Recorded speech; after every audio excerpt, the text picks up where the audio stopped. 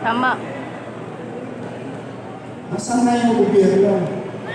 Kaya, mga kababayan, may tanong sa akin kahapon. Tinatanong ako, ano daw ang dahilan ko, bakit ako babalik?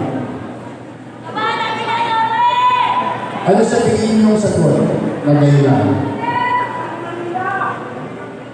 Kayo ang sasagot sa puso at isipan ninyo. Huwag silang kabahan. Demokrasya naman ito eh. Yes, tama. Hayaan mo ang taong bayan. Hindi, Yorme! Iniwan mo ang Maynila na maraming utang. Wow! Kasa marami na walang utang. Lahat may Sige, utang. talakayan natin yan. Hindi ko naman yan ikinupli. Hindi ko yan ikinabo. Bakit? Yung pandemya eh.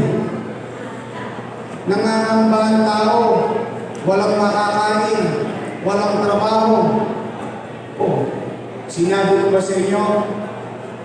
Wala tayong magagawa, wala tayong pera. Hindi. Ginawan ko ng paraan. Hindi ako nagturo ng problema. Naghanap ako ng solusyon para iraos ang 2 milyong Manileño sa loob ng pandemya. Kayo na mga magulang, taas ang kamay ng nanay dito. Taas ang kamay ng mga tatay dito. Matanong ko kayo, real talk, straight answer. Pag walang makain ang mga anak ko, gagawa mo ba ng paraan? Pag walang magdede ang ako mo, gagawa mo ng paraan? Hindi ka titigil? Iraraos mo? Ganyan din ang pagiging ama ng lungsod ng Maynila. Ano sinabi ko? Magsasara na, magla-lockdown na. Anong sinabi ko sa Facebook ko, sa live? Ano sabi ko? Mga batang Maynila, pumanatag kayo. Pumanatag kayo. Gagawa ko ng parang walang magugutom sa lungsod ng Maynila. Nangyari? Yes! Naman. Mayaman. Nasa condominium. Nasa subdivision. Middle class. Naka-apartment. Mahirap. Squatter. Lahat pantay-pantay. Buwan-buwan may food box. Hindi pa nga nauubos yung isa. Tumarating na naman yung isa. Kaya nga yung iba, binibenta na sa online. Tama! Eh wala naman akong makayanan to. Eh ganyan yun eh. Binigay ko yun. Tama ba rin? Pero hindi pwedeng i-complete. Oh, wag itago. Walang nagutom sa Maynila. Tama! Eh saan ko kukunin yung pera niyo? Hindi naman ako TV na umiikot ng ginto. Ikinangutang ko kayo. Eh bakit sila galit na galit sa utang? Tanong, sino kasama ko na kapagpano?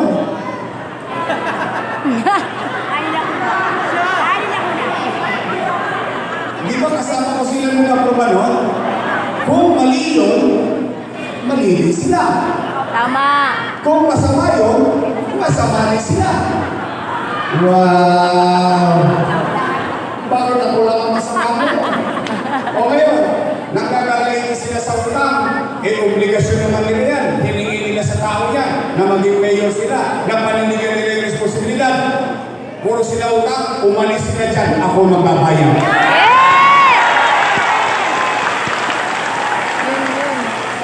Totoo! Ginagano naman tayo. O nakatawid tayo. Salamat sa Diyos. May bakit? O nandito kayo lahat. Ang ibig sabihin, buhay tayo. Tama! Ilan na kumpare ninyo, kamag-anak nyo, kaklase nyo, kapitbahay nyo, kakilala ninyo, wala na dahil sa COVID-19. Tayo nahirapan, pero nakaraos tayo. Salamat sa Diyos. Kaya mga kababayan, malapit na ang pag-uusga.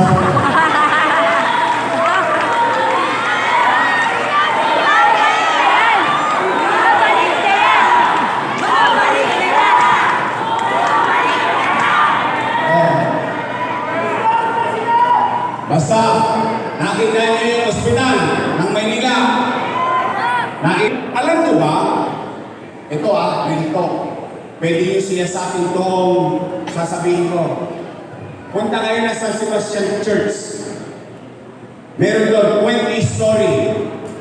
San Sebastian Residence. Matagal lang tapos. Hindi nila pinamimigay.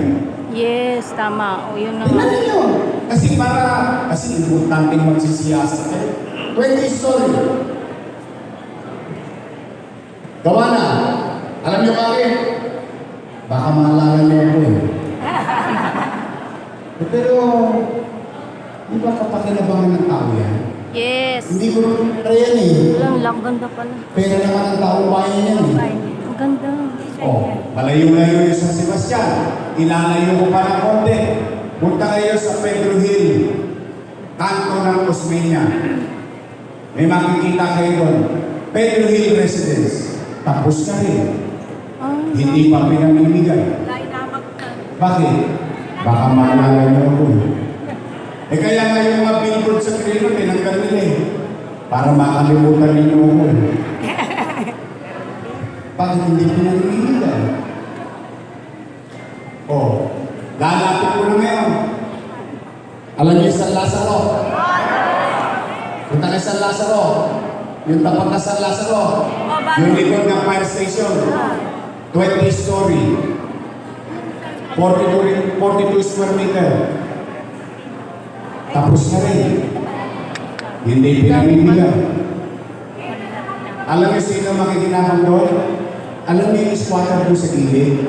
Yung likod ng bombero? Yun ang gusto ko ng buhay. Alam niyo bakit? Yung mga bata tayo, nung ini-injection na tayo sa Wepax, sa San Lazaro, squatter na yun. Oo, Ngayon, kung tama. matanda na tayo, squatter pa rin. Tama mali? Mano ba naman pakinabangan nila ito? Tumaas naman yung antas ng panubuhay ng mga kababayan natin. Grabe Tama lang mali? pala sila. Oh, Sayang. yung hospital sa Paseco. 3 taon lang tapos nung nawala ako. Hindi pa rin bukas. Bakit?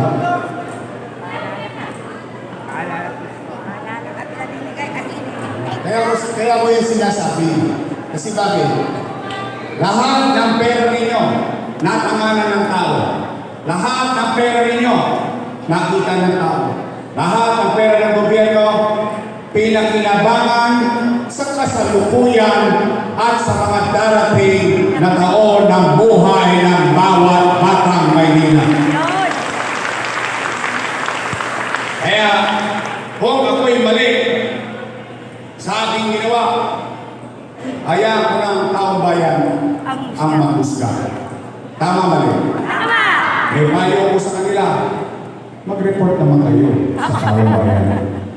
Sabihin nyo na lang kung ano ang nagawa ninyo sa loob ng 3 taon. Tama ba? Bilang pamuli,